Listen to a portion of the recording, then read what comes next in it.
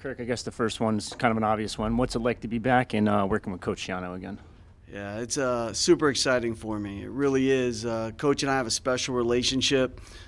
It's an interesting relationship because if you ever listen to me talk to somebody else and they ask me about my career, I always credit him with really shaping and developing me as a coach and my philosophies.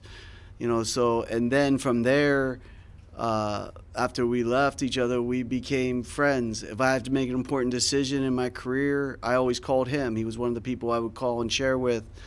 And we developed a tremendous friendship, and it's out of respect for him that we have that type of friendship. I know what a great football coach he is, and I'm excited to be back with him. In terms of the offense, a lot of fans and people are curious about what you're going to run. Can you just kind of describe what offense they should expect to see out of you this year? Yeah, sure. I think I want it to be balanced in the perfect world, right? So if you want to look at some type of film or something and see what it looks like at some point, at 2019 at Minnesota, the third year I was there, we had it pretty much in place the way we wanted it to be. Very balanced. We had 2,000-yard receivers and a 1,000-yard rusher. If you look at the last 2 years at Western Michigan, 15 and 16, once we had everything in place, the development of the players, and really had it going the way we wanted to go, I think we had 2,000-yard receivers there and a 1,000-yard rusher. So we'd really like to have balance. And by balance, I don't mean 40 runs, 40 passes at the end of the game. I mean that we have the ability to win the game if we need to rush for 350 yards or win the game if we need to throw for 350 yards. So that's really the end game. That's the vision that I have. When we've been top 10, top 20 in the country, that's the type of offense we've had. But also, though, Coach mentioned it, I want to win, okay? And so we're going to look at our personnel that we have here and decide what gives us the best chance to be able to do that immediately here. With it last year, if you looked at our offense at Minnesota, our best chance was to be able to be physical and establish the run game and run the ball. We had a great tailback there. He was our best player. I'm not the smartest guy in the world, but I know that I got to get the ball in the hands of the right people to allow them a chance to influence the game. At the end of the day, that's probably the most important job that I do. So we'll look at things. I can't wait to meet the players tonight. Super excited to get started working with them and learning about them and finding out what do we do best, what are our strengths, right? Because I've got to accentuate our strengths and I've got to limit our weaknesses. That's really what I've got to do. So I'm excited about it. I guess just what are your impressions of Gavin Wimsatt, and then kind of what's your approach to developing a young quarterback where he is in his career? Yeah, I'm excited about getting a chance to work with all the quarterbacks here at Rutgers. Gavin, I know, has a lot of talent and a lot of ability, so that excites me. But I'm just looking forward to getting to work with him, right? And that's what I need to do. I need to get out there. Spring ball will be really, really important. For me to get a chance to see these guys. It's one thing for me to put the film on, but we're 6 months later. This is a new season, with these guys, and just kind of see where they're at. What are his strengths? What are his weaknesses? How does that fit into the system? What do we need to emphasize? That type of thing. How does he learn? How does he learn from his mistakes? These are all questions that are going to be answered once we get out on the field and we get a chance to start to work with them. But I think in developing a quarterback, I really think there's two major areas that we work on that I believe in is from the waist down, his feet, from his platform to pocket movement, those type of things. So we work really hard understanding the rhythm of the pass play, what it should be, tying that to your drop, those type of things. And then we work really hard from the neck up, developing him up here. He needs to be an extension of me out there on the field. And so maybe the most important thing I do is teach him how to think deductively. And I want him to think like I would think, but he doesn't always have to come up with the same conclusion that I would come up with, right? But he needs to have the same process so I know what he's thinking out, how he's thinking about things when he looks at the defense out there, so I know what play to get him into from that standpoint. But I'm just excited to get to work with all the kids. I think that, I think that kids are excited about it. I know I'm excited about it and looking forward to teaching them and doing this. Like this, to me, this is what I do, right? I go to programs where the offenses might not have had as much success as we'd want, and then we build an offense there. And if you look at my track record, we've been able to do that. So I'm excited about the challenge here. But I'm also excited not only about the challenge, but I'm excited about the program and where it's at right now and the infrastructure that's set up, the 3 recruiting classes that they've had already, the culture that they have here. And I think I'm going to be at the right place at the right time right now. Kirk, you mentioned a couple traits that stand out to you about quarterbacks. What's like, I would say, what do you value the most when it comes to evaluating a quarterback and recruiting a quarterback? Well, I think there's this thing in football, right? If you throw a forward pass, if you throw the ball forward, the guy has to catch it in order to advance the football, okay? So I value accuracy among everything, right? I would love for arm strength. The better the arm, the more things you can do, the better you can stretch the field. But the ball still, it doesn't matter if you can throw it 70 yards down the field. If the guy's not going to catch it, it doesn't matter, right? So accuracy is number one. Number two is, and this is in no particular order, number two would be functional intelligence, right? He has to be able to think deductively and learn from his mistakes. And then the third thing is leadership. They're the 3 things that I look the most about. And when I'm going out and evaluating a quarterback, they're the things that I'm thinking about. Where is he in these areas? And again, right, you would love to have the guy that can throw it 70 yards, right? So the stronger the arm, the better. But we cannot sacrifice accuracy. We cannot sacrifice leadership. The quarterback position, we're in the largest media market in the United States right here, right? He's the face of the program, so he's got to have leadership also and be able to lead the team. So they're the 3 things I look for, though.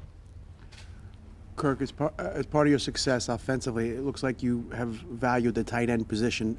Could you talk about your philosophy and especially in the Northeast having that part of the game involved? Yeah, I've been, if you look at the last 7 or 8 years where I've coached at, some years there was a lot of catches for the tight ends. Other years there wasn't very many, right? And coincidentally, the years the tight ends had a lot of catches, he was a pretty good receiver with it, So I think it just goes with accentuating the strengths of what you have there to work with. I love a tight end that can run and catch because it's easy to create those mismatches for him, to get him on linebackers, to get him on their worst cover guy when you detach him. So that's easy, and it's definitely a bonus when we have that, and when we do, we try to take advantage of that. But I think he's a big key piece of the puzzle. You talked when you kind of started off about your relationship with Greg and how you turned to him throughout. Can you just talk about that development of that relationship since you were here, decade and a half ago, and how that formed and how that impacted the decision now to come back? Yeah, I think when I was here, I was obviously a lot younger, but I quickly realized that this guy was special, a special man, and what a great football coach he was, and what a great teacher he was is probably a better description of him. He's a great teacher, and how much he worked at developing the coaches that he had, in his system. So that was like the first thing that caught my eye. And I always enjoyed conversations with Coach when I was here before. It didn't have to be about football. It could be about anything. I always enjoyed when we went recruiting together and we would grab dinner before we go on the home visit, and so we could talk and have those conversations. And I think after I left here, we stayed friends, right? That might be hard for some people to believe, but we were friends with it. I understood the decision. It didn't mean I had to agree with it, but I understood it. And we were friends, and he continued to mentor me, and we continued to talk all the time. whether it was about football or just life, and it's one of those deals where he might call me or I might call him, and it was going to be, we just had one little question to ask each other, and the next thing I know, we'd be on the phone for 45 minutes talking about other things, with it. So, so it went from that, and then a mentor to me with that, and a friendship. And I think probably the last 3 or 4 years, we just spent a lot of time on the phone just talking about football, a lot, philosophies and those type of things. And, he's asking me questions about developing an offense, and I would share with him my thoughts, those type of things. But at the end of the day, I have tremendous respect for him as a man, right? And I'm just looking forward to helping him do this here. I just want to know what you learned from your first go-around here at Rutgers. That's a great question, right? And I share this with people all the time, especially young coaches. I've gained a great deal of experience from that experience here.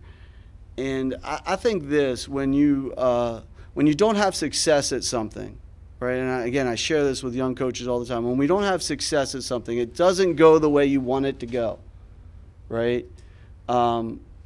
We have a choice that we can make, right? We can focus on all these things that we didn't have any control over that influenced the outcome, right? Or we can sit here and look at these couple of things over here that, had we done it differently, we might have given ourselves a better chance. We still might have the same outcome, but we might have given ourselves a better chance. And after I left here, and I had a chance to reflect on things, there was a couple of things that I learned that I felt like could help me in the future.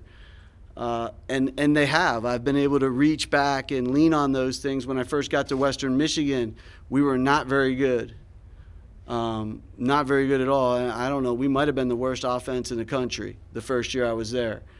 But I was a little better equipped to handle that situation than I was when I was here before.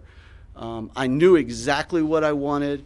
I knew exactly how I wanted it to look, and I knew that nothing was going to get me off that road that I was on, because I knew that this gave me the best chance. I didn't have anything guaranteed that we were going to end up being a great offense, but I knew that this is how I wanted it to go, and I was not coming off that road, and it didn't matter how bumpy it was at that point in time.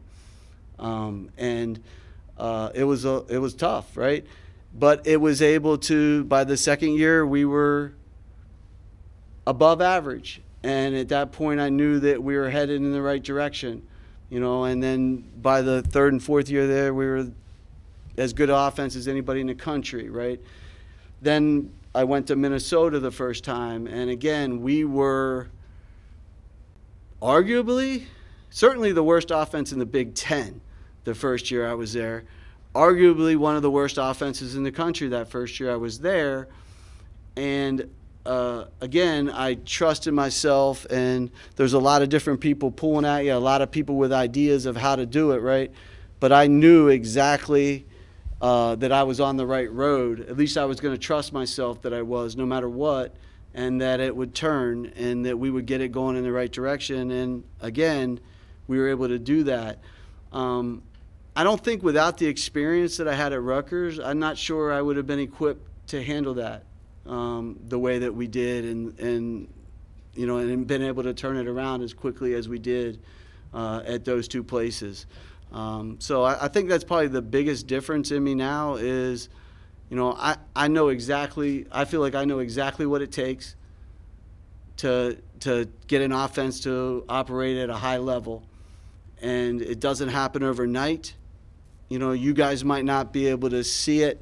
It might be just in small little increments. I tell the guys the coaches all the time when we were doing this is, guys, just keep fighting for the inches, because at the end of the day, those inches are going to add up, and at some point we're going to be good. But without getting those inches, keep grinding towards it. We're never going to get there, So I'm just sure of where I want to go and how I want to do it now. Final question, Brian. Can you just take us through the past month? You signed that extension at Minnesota. It seemed like you were pretty intent on staying there. You're obviously here now. I guess what changed and why did you end up here at Rutgers?